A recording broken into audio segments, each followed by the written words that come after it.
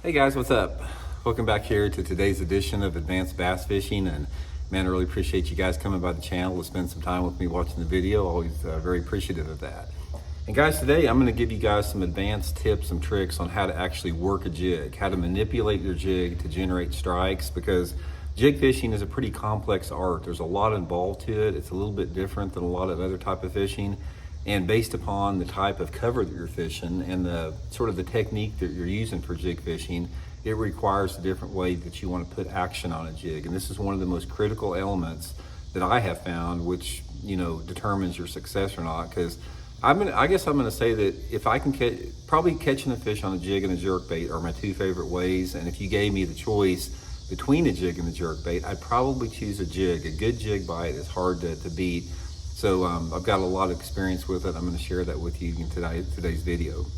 Also, guys, just a couple quick housekeeping tips before we get started. I just want to invite everybody to, if you haven't had a chance, to please consider subscribing here to Advanced Bass Fishing. It's free and easy. We're really working hard to try to hit that 10,000 subscriber mark. I think we're at about 8,500 right now. So if you guys want to help the channel out, it's a good way to do it just by hitting that subscribe button. And also, guys, you probably heard me talking about it, but I just designed a new jig for Cumberland Lures called the Blaukat Throwback jig. And since we're talking about jig fishing, this is available at Tackle Warehouse. I'll put my Tackle Warehouse link in the description if you guys would like to order one. So much appreciated on that. Okay, guys, what I want to do first, I want to talk about the two different techniques as far as how to work a jig. And they're pretty much they're broken up between the pitching and flipping technique and then just a casting technique with the jig. So I sort of want to go into the different ways to work a jig depending upon what you're doing. So first of all, the technique I want to talk about revolves around pitching and flipping. So for this situation, we're using a flipping stick. This is my Megabass Alcalys flipping stick. Also link this in the description if you guys are looking for a good flipping stick. But flipping and pitching requires a different way that you work the jig, and it also requires a different way that you actually hold the rod and hold the reel in order to get the best leverage over the fish and the best type of action. So first of all, let's talk a little bit about what you're looking for with the jig as far as, you know, generating the strike. Now, when you're pitching and flipping a jig, there's two different ways that you want to make the jig look. The first way is just sort of vibrating it stationary on the bottom, like in one spot, like you're gonna shake it, and I'll show you that. And the next involves hopping it off the bottom. And based upon the mood and the personality of the fish, sometimes that hop is slight like that, and sometimes it's really aggressive. So I'm gonna show you the different ways to do it. So first of all, there's two different ways that I pitch and flip to work a jig based upon sort of the direction I'm fishing. If I'm flipping, and when you're talking about flipping, that means you're working with the line and you're pitching it out like that. You know, you're working with a fixed amount of line. When I'm just straight flipping like this, most of the time I'm tight to cover. So I'm fishing, you know, heavy cover, like flooded grass, really flooded bushes, super thick cover that's right in front of me. So I'll make the pitch in there like that, and I hold the rod with my right hand, and then I put my left hand in front of the reel. So I make my pitch in there like that with my right hand, and as the jig's falling, I hold it like this, and once it's falling, guys, I want the jig to fall on a slack line. So make sure that when you flip in there, that you keep your rod tip high like that, and then as that jig is falling down through the cover, let that rod tip fall so that jig will fall straight down into the cover. And once it gets to the bottom, just start shaking it in one spot like that. This is if you're over an object, like over a limb or something like that. Just shake it in one spot. Shake it in one spot for 5 or 6 times, and then hop it maybe 4 or 5 inches off the water. Shake it a little bit like that, and if you don't get a bite, say in five, at the very most 10 seconds. Most of the time I use a 5 count. If you don't get a bite in the first 5 seconds, go ahead and reel it in. Make another flip over there, same deal. Let it free fall to the bottom, and just shake it like that once it's on the bottom. So usually what happens is that jig is falling down through the cover, it gets the attention of a bass. So as it's going through the limbs or going through the grass, if there's a bass 5 or 10 feet away from it, it hears that noise, it comes over to investigate. The jig is on the bottom like this, and as soon as it hits the bottom, they're looking at it. And sometimes when you shake it and vibrate it like that, that triggers them into biting. Now the next type of actually manipulation you put on there is for the pitching technique. Now the pitching technique is done with the opposite hand. So I've got my flipping stick in my left hand now. I make my pitch like that, and the pitch is designed to go farther. Since I'm not working with stationary line, I'm pitching it like this, and I can flip it out there further. So therefore, if I'm pitching the bait is at a more horizontal angle. It can still be somewhat vertical. You can still pitch, close to the targets, but the pitch will allow you to work a wide variety of distances. So most of the time when I'm pitching that bait maybe 20 feet out there. So my line is more at a 45-degree angle. So therefore, when I'm pitching, a lot of times I'm not over a limb. I'm actually pitching it next to something, like I'm pitching it next to a dock piling, or I'm pitching it underneath a walkway, or I'm pitching it into a lay-down tree, or pitching it around a bluff bank.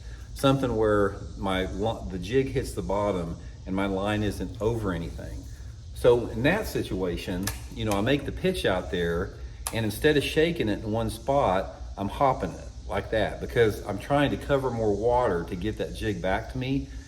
Based upon the mood and the personality of the fish, that depends on how high I hop it. And in general, the dirtier the water, the less I hop it. The cleaner the water, the higher I hop it. So let's say, for example, the water visibility is 12 inches, some fairly stained water.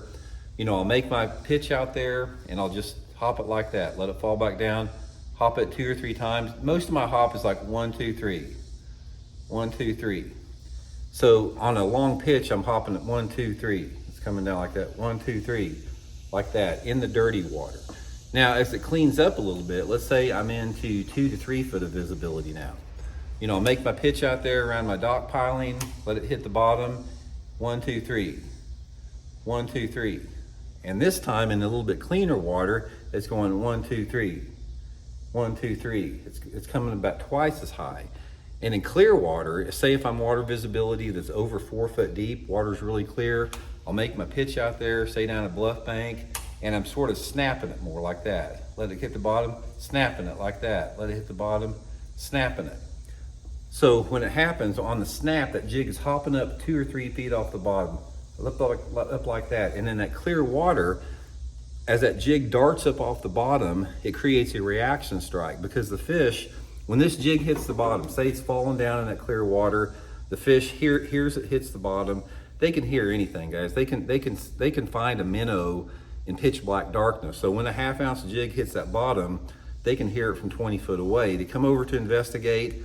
I pop it hard, that jig goes up hard like that, and if they're down there studying that, and that jig takes off like that, they'll just come up and grab the thing a lot of times for a reaction strike. Now, that's the pitching and flipping. Now let's talk a little bit about casting. There's 2 different types of casting on a jig. There's a hop and a drag. So if I'm casting a jig, let's say that I'm out fishing a main lake point or something, I'll make my cast out there with my right hand, and I'll let it hit the bottom just like a plastic worm.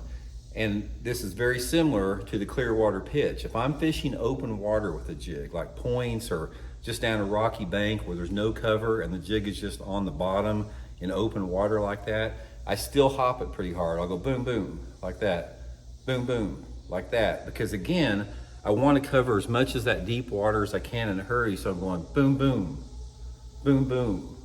And this is one of the techniques I like to do if I'm fishing a jig down some type of a drop off. Say if I'm out on a point and I cast up in 5 or 6 foot of water, and the point sharply drops off to 10 or 15 feet of water, I'm hopping it like that right down that drop off. That's a really good way to catch them.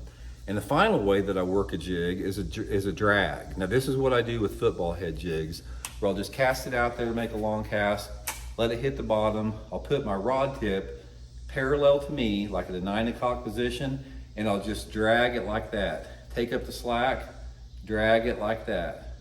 Take up the slack. I'm not reeling it when I pull it like that. Just taking up the slack, and sometimes I'll twitch it like that a little bit. And as a football head jig, this thing is just scooting along the bottom. You don't want it ever to come off the bottom. So the football head is down there. That's why you use a heavier jig on a football head jig, like a 3/4 ounce. It's rooting around the bottom, and it's throwing up like maybe a little dirt cloud from the mud or the sediments on the bottom. So you're just rooting on the bottom, keeping it moving along the bottom, and it's a really effective way to cover a lot of deep water in a hurry. Main thing, guys, is when you're working a jig, as far as the action that you put on it, is you sort of have to let the bass tell you what to do. You've got to start out somewhere, as far as you've got to have some type of a plan as far as how fast or how slow you want to work a jig. But one of the things that I would suggest is try some of the foundational tips that I just gave you there. And then once you start catching a few fish and you know they're biting a jig, or you know they're hitting a little bit, then vary your retrieves a little bit. Start working it a little slower, start working it a little faster. And sometimes you can figure out a retrieve that they want better, or something that triggers a little bit larger fish. So anyway, guys, hope it helps out. We'll talk later.